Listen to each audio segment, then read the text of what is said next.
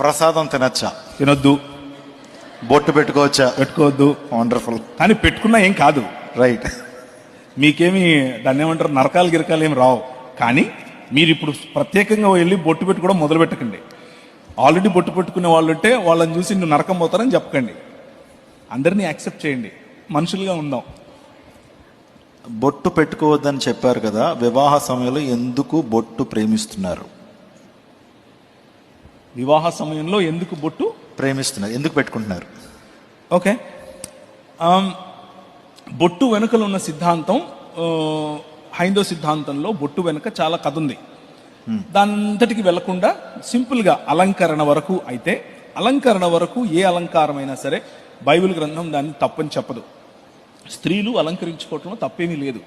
కానీ ఆ అలంకరణ వెనుక ఏదైనా మతపరమైనటువంటి చిహ్నం ఉంటే ఆ అలంకరణ మనల్ని విగ్రహారాధనకు దారితీస్తుంది. కాబట్టి మతపరమైనటువంటి చిహ్నమే ఈ కుంకుమతో పెట్టేటటువంటి బొట్టు. కాబట్టి దానికి దూరంగా క్రైస్తవ సమాజం ఉండడం మంచిది.